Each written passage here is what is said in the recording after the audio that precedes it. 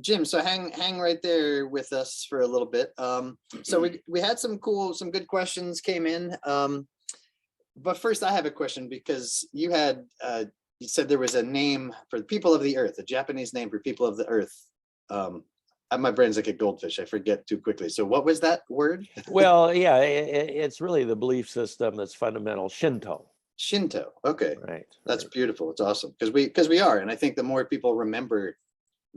Yeah, it's the starting point for all of us. It's something that I've always kind of been in touch with, having grown up in the woods and the pond and the gardens and all that. And when I was in Japan, it really hit home. Yes, that is who I am. That is who humans are. And we lose touch of that way too easily in the industrial world, and everything's so convenient and fast-paced. And now we're spending our time in front of screens. But we've got to get outside. We've got to keep our roots and be in touch with our roots to be well informed in our daily decisions.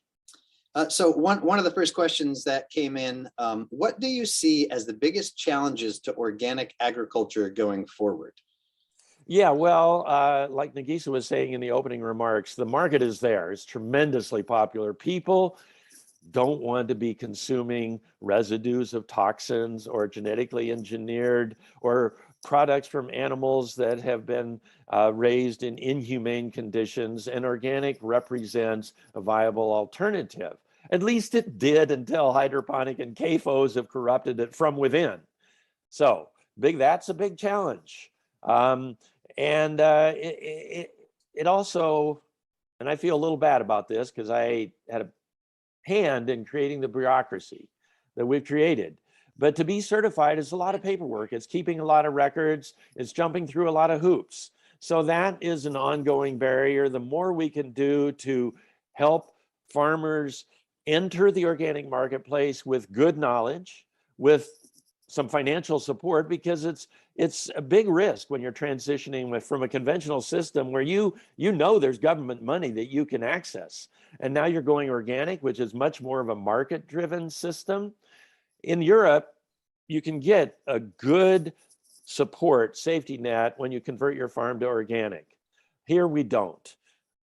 The best we have is that certification cost share that comes in after the fact, where you've taken the risk, you've gone through a 3-year transition period, you've filled out all the paperwork, you've gotten inspected, you paid for that, and now you get a reimbursement.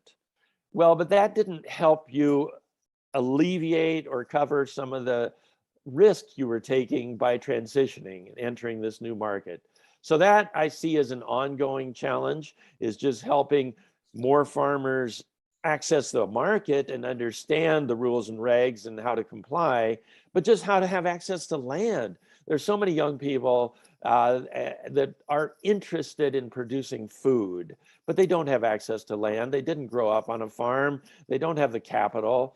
And I think whatever we can do, whether it's urban gardening, whether it's vacant lands, fish and wildlife lands, or national wildlife refuge lands, I think that is a wonderful direction. But because of the popularity of your organic, it leads to two things that I've seen: downward pressure on the standards. And we saw that National Organic Standards Board, always the lobbyists for conventional ag are at USDA every day. They're at Congress every day. They're the same people. They're a revolving door. They worked there last year. Now they're back lobbying. So we need to have a voice and be heard, and to keep the standards high, but not just the standards, how they're being implemented. And that's where you have many certifiers, and most organic farmers are totally devoted to protecting organic integrity. But a little bit of slippage here leads to some huge advances in the kind of counterfeit organic production. And that's what we've seen with hydroponic and with these CAFOs. And now you have 89 real organic dairy farms throughout New England being told their contracts are ending, not because there's not a demand for their product, but because Horizon, Danone can get the quote unquote organic milk cheaper from CAFOs in the arid Southwest, where everything is irrigated. They're totally dependent on depleting aquifers to keep those animals alive to produce that cheap milk that then is shipped back to New England and sold at a lower price. So those are some big challenges. We did have a huge issue with cargo ship loads of grain coming in to the US and being sold as organic, conventional, genetically engineered grain it was, but it was slipping through the cracks. So better enforcement at our borders to make sure it's authentic, and just being aware and demanding that organic integrity be protected. Jim, one of the questions that came through also had to do with federal programs like food subsidies and crop insurance and how that influences the organic market. Yeah. Well, let's start with the child lunch program. Let's give our kids the best food we can. So let's get organic into every school lunch, regardless of where in the country it is. Let's get that milk from those 89 real organic dairy farmers being fed to kids here in New England.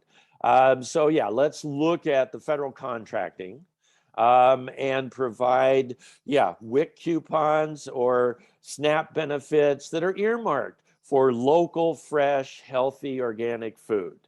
And then, we made some big advances in the last 20 years, but this has been one of the advantages. I mean, it's a mixed bag. When the organic regulation took effect and it became USDA organic, we were getting in bed with the government. And in doing so, we didn't realize it, but it was a commitment to not sleep very well, to keep a eye open and watch out what's happening in that bed, because now we're in bed. And it's not something you can just walk away from. It's an ongoing commitment.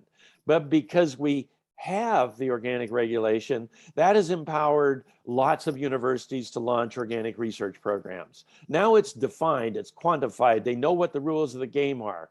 The same thing happened with crop insurance.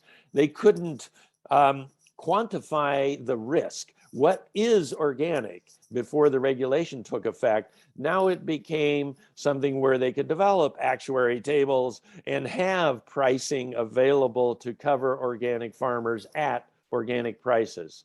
So there's been a lot of progress there, but still, crop insurance really still tilts the conventional ag sector towards high risk production.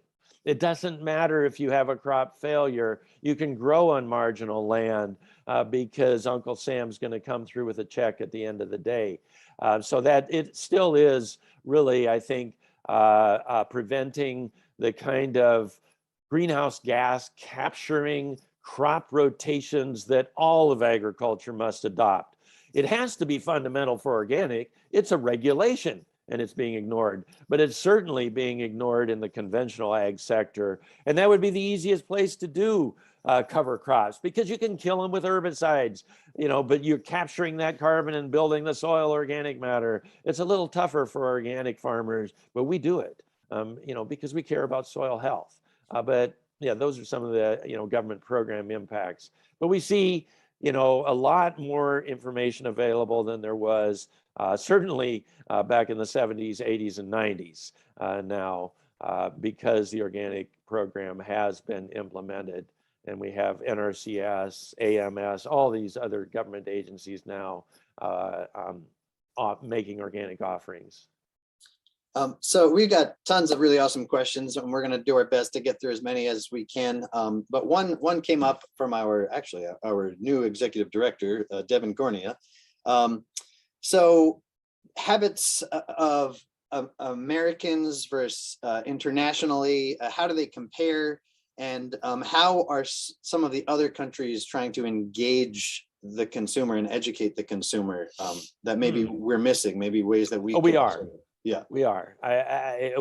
We look no further than various European countries for really embracing all the benefits that organic brings of soil health, of preventing erosion, of building biodiversity, of, good, healthy people, and Denmark, for example, helps organic farmers get certified. It's a state-run certification program. They actually have training courses to become a farmer.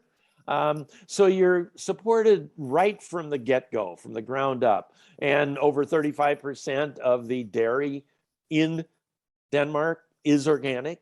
That's a third of all the dairy consumption is organic milk.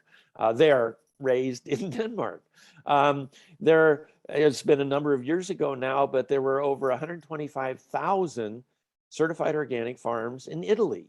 There's maybe 30,000 in the US at most. I mean, because they support agriculture and food as a starting point, whereas in the US, it's cheap food and to hell with the environment. It's extractive type of production that we've based our food system on. So yeah, I think there's good models there. And certainly explicitly prohibiting hydroponic from being sold as organic, right in their regulations. That's something the NOSB recommended in 2010, but USDA, because they're more interested in meeting the market demand rather than how it's being met. So they turn a blind eye and let these hydroponic products and CAFO products in because they're going to sell. But I think they would sell just as well, at least the hydroponic, with an alternative seal, an alternative logo that was markedly different than the organic, but yet that conveyed something special to the consumer. People just want something special. Yeah. So you made reference earlier to the paper workload, to the added workload that is organic certification, and we had a question come in asking, are there electronic platforms that can streamline things, that can make it easier for farmers to document their work? Yeah, and many certifiers are going to online organic system plans. And now, because of the pandemic, even inspections have been done remotely, where a farmer films their own and the inspector asks questions. And, so taking into account, I think that's maybe been a benefit of this pandemic is improving our kind of digital skills. And I think we'll see a lot more of that. I'm currently working as an advisor to a project here in the Northeast, the various NOFAs, working with MAFCA in Maine, and then several universities developing organic inspector and reviewer courses with these universities. But also we're looking at, so many students are learning online. So should they be learning about a paper system online? No, they need to be learning about an online system online, and the certifiers are kind of playing catch up. And there are certainly a number of Amish or other producers who need to have access to the paper system. But at the same time, I think you're going to see more and more farmers, processors, livestock producers taking advantage of the digital options being offered. So something that's going to come up throughout the sessions today, I'm sure, and continue to come up as we as a society keep expanding and overpopulating. Here where we are in Somerset County, we've got land. There's all sorts of places to grow, but when you get into more tight communities, into more urban environments, and you don't have the land, sure, you might have a cool little side lot that's only so big, but more and more people are moving indoor. What are your thoughts and feelings about indoor growing, upgrowing? Oh, it may be the future of food. I have nothing against it. It's just not organic unless it's being done in soil. Just because soil health is fundamental to the legal as well as the long time kind of philosophical definition of organic. But yeah, I think there's creative ways, and there's certainly a lot of organic high tunnel production where it's being done to extend the season.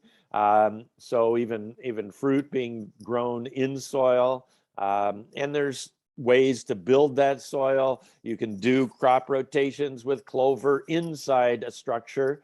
You can bring in a lot of good high quality compost that recycles nutrients and helps prevent diseases in an indoor situation. So yeah, I have nothing against it. I think there'll be more and more of that in limited spaces, and it brings predictability too.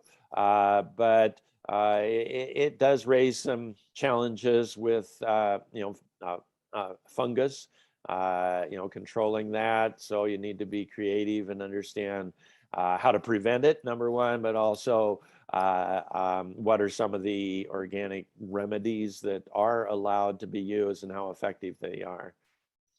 So another important aspect of all of our work in agriculture is not just our soil health, which we all really work hard on, but labor issues. And there's a question about the responsibility of organic farms to their farm workers. And is there a way to incorporate that into any of the standards, perhaps? Yeah, well, that's a tricky issue. I think organic farmers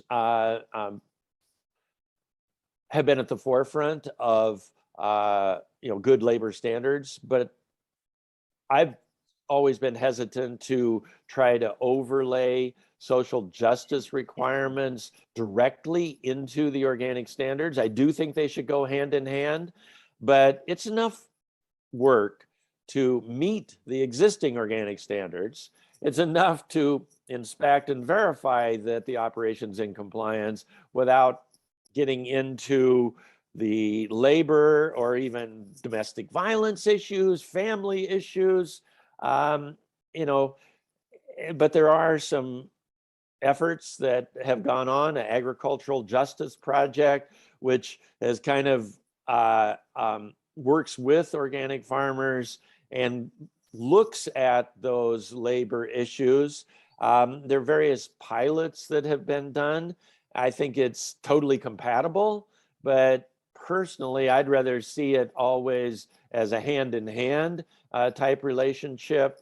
But yeah, we certainly should be looking for fair trade and organic, things like coffee, cocoa, chocolates, that kind of stuff, to make sure that the places where they're being grown, that people are being treated humanely, in addition to taking care of the land and the environment. So this is something that maybe all of us here should really kind of think about and talk about. I feel like one of the things that we're seeing, and one of the movements that we're actively trying to push and solve, is the general consumer. Everybody here probably gets it. We all understand the value and importance of biodiversity and organic. I would hope most of us here know that by now. But yes, the general public is so disconnected from their first place of being an earthling and earth, that they don't understand where food comes from. So what are some ways that we as a unit of conscious, efforted, intentional people can help recruit and teach the other folks without it being too preachy? Because nobody wants to be overly told what to do. Yeah, well, you saw that one slide with our blueberry field full of little kids. Yeah. The more we can have people come to our farms, especially young people that can, they're really, they don't hold back. They want to touch things, they want to taste things, they want to experience what nature provides. The more we can help people understand, what's going on our farms. Why do we care about the butterflies that we're not selling? But it's part of the web of life. And I think just the more we can share, and then, doing little YouTube videos, social media, getting in the face of where people are looking, is just at their screens, and getting more and more kind of visually stimulating content that gets people to shut down their device and get outside, or to, hey, it's not so hard to grow a tomato plant. I'm going to try that. And just once you start growing something, then you start caring for that. And then you want to, how's this stay healthy? I've developed a relationship. So to me, it's all about relationships. Whether it's with a tree or with another person, it's all about relationships. So I think getting people out there, but also getting in the spaces where they reside, just with the love we have for the earth. Yeah. And there are definitely some folks continuing on the discussion about social justice and worker rights. And I have to say, one of the big aspects there for me is that when you have human scaled farms producing real food, you tend to work with real people. When you have farms that are industrial scale, the humans become cogs in the machine, and that's where things really kind of go sideways in my opinion. But we have a very knowledgeable asker asking a question about your thoughts on the bio-based feedstocks and quote unquote biodegradable plastics, and why the NOSB might be thinking of allowing even less of that to be part of their plastics. Yeah. Well, I have to admit, it's not an issue I've been following. Okay. I know that some of the earlier bio-based plastics were just plastic that fell apart easier. So really, part of the requirements now is if you use plastic, you need to be able to remove it from the field at the end of the harvest or growing season. So you don't want it to break down. You want to be able to remove it, and then hopefully your county has a recycling for agricultural plastics. A lot don't, but some do, and we're going to see more of that, I think, too. But yeah, so it really depends. Is it something that truly breaks down and becomes a food source for soil organisms? Does it build soil health? To me, that's a bottom line to be looking at. And that's a problem when you do cover the land with plastic. You aren't incorporating organic matter. The soil can't respire, so it's like suffocating, and the rain doesn't percolate down. You've interrupted the whole natural cycle when you do that. And yeah, you can get good yields, and it's much easier. You don't have the weed problems. Your produce stays clean. There's lots of benefits, but you have to kind of think about what you're really doing to kind of the ecological cycles there. So yeah, if I were on the NOSB, I would read all the technical reports, read all the comments, and try and get much more informed than I am right now. All right, so we're gonna field one more question, and then I'm sure everybody needs to reload on their coffee or tea and maybe pee. And any more questions coming in? Let's see. All right. Everybody so far is really happy. I don't know if you're reading the chat as you I'm go. not, no. Oh yeah, no, that's fine. Everybody loves you. They think you're doing great, and we all appreciate the work you have been doing. And are continuing to do. Well, it's all been worth it. I appreciate the thanks, but I've loved it. I've loved it. Yeah. And so you had mentioned, you and I are working on this project together with the interstate NOFAs on creating content to help oh man, I lost the word now. Hold on. Content curriculum to help train new incoming certifiers.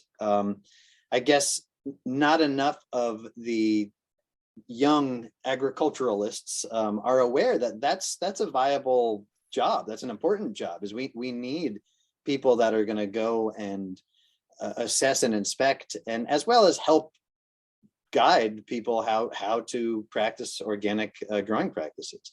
So I'm psyched about that, and I'm glad that we've got you on the team, because you've obviously got a lot of time on this world. So yeah. So thank you. I didn't hear the question. Oh, there was no question. We're just filling you up with awesomeness and excitement for continuing our efforts together to keep organic Yeah, well, moving. It's an honorable profession. When you get into, it's really a privilege to go to someone's farm or their dairy barn or their maple bush or processing operation, and they open the door to you and share their lives, share what they love, what they've been working so hard. Many farmers don't have somebody come and say, "What are you doing?" So it's a chance to really have that relationship with the people on the ground who are taking care of the earth, and to ferret out those ones who aren't, the ones who are attempting to commit fraud, who aren't following the organic standards, and to be able to document through proper investigative skills and say, no, they cannot use the organic label or the organic word. Yeah. And I love the idea of having a new label, hydroorganic. Hydroponics scientifically, wow, it's cool, but it is not soil. Nothing's going to replace the synergy that life allows when you're grown in real soils. Right. We can't, with reductionist science, get to that level. Right. Or the complex nutrient composition of the finished products. With our Blue Fruit Farm blueberries, we have so many people come to us and say, those are the tastiest, best blueberries we've ever eaten, even though we always buy organic. What's the difference? Well, there's a learning moment there. Ours are grown in real soil and healthy soil in a complex environment, and it's reflected in the complex flavors of those blueberries. It's just simple science. Yep. And it comes through in all the organic foods that I've ever tasted. Like, truly well-managed soils produce tremendously, better food. If anybody hasn't tried organics oats, you should try it. They're really good. No plugging your own products. Your product, not my product. There you go. Anyway, all right. Well, so Jim, we thank you so incredibly much. I'm so excited to continue our work together. But we are going to go on a 5-minute break. So before Winona LaDuke comes on with us, which I know we're all very excited to hear and interact and see what she's got to say.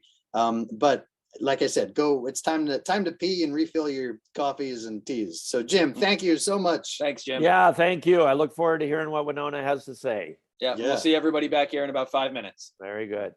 Thanks.